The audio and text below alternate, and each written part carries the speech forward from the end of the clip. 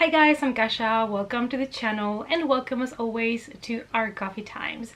Today we are here to talk about one of those movies that was on my watch list in 2020 and I was just able to catch up with it, and it is a movie about a different type of nurses. We're here to talk about 12-Hour Shift. It's coffee time. Part of why I wanted to watch this movie is because Angela Bettis is in it, and it has been almost 20 years since I fell in love with her in the movie May, which is a very underrated movie in my opinion. I absolutely loved it. I watched it when it came out and I feel like now she's really back with a character that fits her. So we're gonna do a spoiler-free review on the film, and if you're new here, please consider subscribing to the channel before you leave, and also hit the notification bell so you don't miss any more coffee times. 12-Hour Shift is an American black comedy horror film written and directed by Bea Grant and starring Angela Bettis, Kit Williamson, and David Arquette. We are in Arkansas in 1999, and Mandy is an overworked nurse with a drug addiction.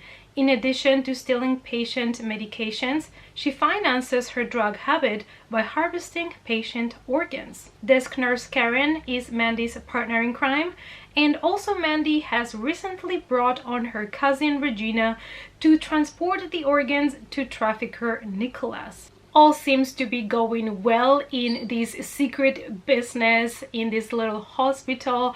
However, one of the deliveries from these organs doesn't go exactly according to plan, and that is going to put our characters in a kind of survival mode because they are going to have to fix that mistake by the end of this 12-hour shift. Mandy is a cold-blooded nurse.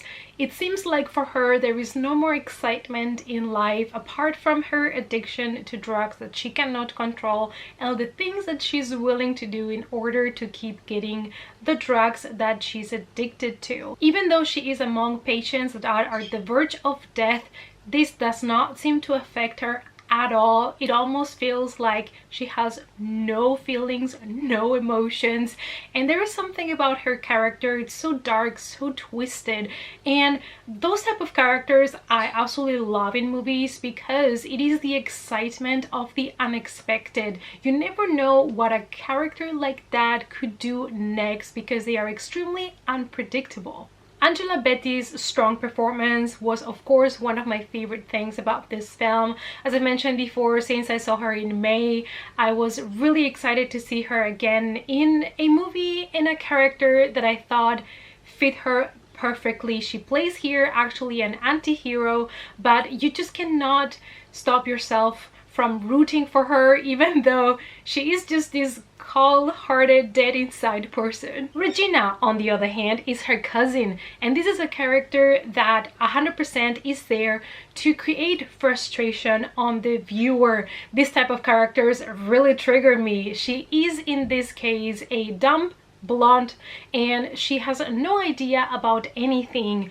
The mess that we're in the first place was her fault, and all she is doing is just making the wrong decisions over and over again, and that is basically causing more and more problems for everybody else in this movie. And those characters are so frustrating to me because the other characters have always to clean up her mess. The plot of this movie is really simple. The story is basically this nurse that is addicted to drugs, and we follow her throughout her 12-hour shift at night in this hospital, and we see her also with her other business, which is the organ harvesting that she does in the hospital in order to get some extra money for drugs. So that is basically actually what the movie is about. So if you're not interested at all by that plot, I would say this is not a movie for you, because that plot, that right there, that is everything you get from this movie when it comes to story. This is a way more character-based movie, so the plot is fairly fairly simple. Unfortunately, that is also one of my critiques because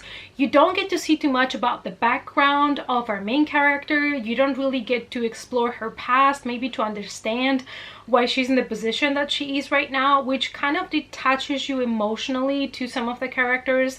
And I would have loved to see a little bit more of that so that I could have connected with her a lot more, especially in a case where you have a character that is so cold-hearted that it is already hard to kind of connect with them at an emotional level. When it comes to the score, I really enjoyed the music intervals between some of the scenes. I thought they were really good, and I really did enjoy the soundtrack that they chose for this film as well.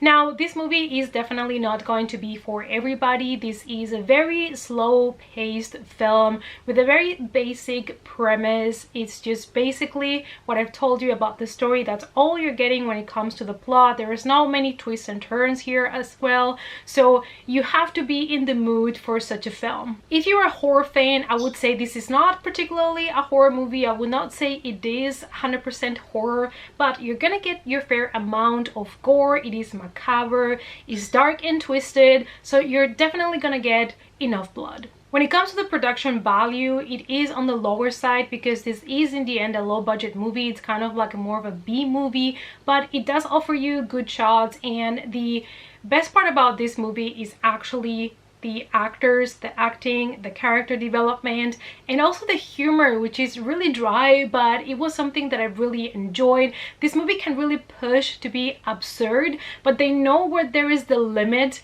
and where they can, as far as they can go, so that the joke still works. And it might be at times that you think, you know, the joke is just the same one over and over again, but somehow for me it worked and I ended up having a good time. Apart from the strong female characters that we have, we also get a bunch of quirky, weird secondary characters, like those typical, also kind of stupid, you know, policemen, all of those kind of tropes. And I actually really enjoyed to see those dum-dums. It's always a lot of fun to me to see these characters if they're done correctly. It proves in a way also how much you can achieve with a lower budget, and when basically most of your film takes place in the same building, in this small hospital in a small town.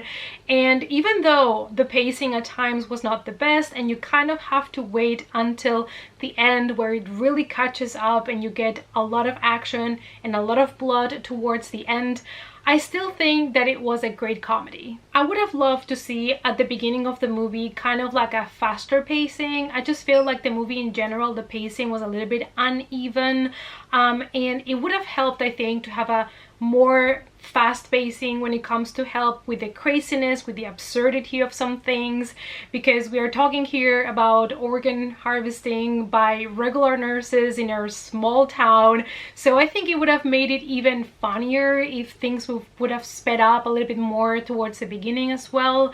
But it is not until we pass the halfway mark that the movie really gets bizarre. It really goes out there and pushes to the limit of extremely absurd, but it still works. It's so weird because we got to the middle point and I was like, dang, this is like next level weird, but it's working somehow. I just love to see especially our two main characters struggling, trying to solve the problem that they got themselves into, and each of them was trying to figure it out by themselves, and they were creating with these an even bigger mess. And I just love to see how our main characters were really pushed to the limits and they were doing things out of desperation, and that's when the best things happen. Another thing that I really enjoyed about this movie is that the topic that we have here is basically nurses doing some organ harvesting to sell it to the black market. And to be fair, I could see this happening in real life. Who knows what happens, especially in small hospitals out there. We know that organ harvesting in order to sell it to the black market is something that sadly still happens nowadays, and it is a scary thing to think about. Of course, this movie is over the top, absurd, but they are presenting something that is really basic, but something that is really realistic, and it could happen in any hospital. In the end, I ended up giving this movie a 3.5 out of 5, but I still think that more than a straight comedy or straight horror movie, this felt a little bit more like a thriller with dark comedy and some horror elements to it because of all of the blood, the gore, and stuff like that. But this is a movie that it's going to be either a hit or a miss. I think either you're gonna love it, as I did, or you're gonna hate it, because like I mentioned, the pacing is really slow, the dark humor is very specific. So if you're gonna go into it, maybe just check out the trailer first in this case, because the story is very straightforward. I don't think you're gonna get too much spoiled from the trailer, so just take a look at it and see if it will be something for you, because not everybody enjoys this type of humor, but that is exactly the type of humor that works for me. Alright you guys, so this was my short spoiler-free review of the movie 12-Hour Shift. I hope that you enjoyed it, and let me know down below if you have seen this movie or if you know of any other good dark horror comedies, because you know I'm always in the lookout for those hidden gems that I still haven't checked out. So let's talk about it in the comments down below you guys, and before you leave, please remember to give the video a big thumbs up for support, and I hope to see you all guys in the next coffee time. Bye!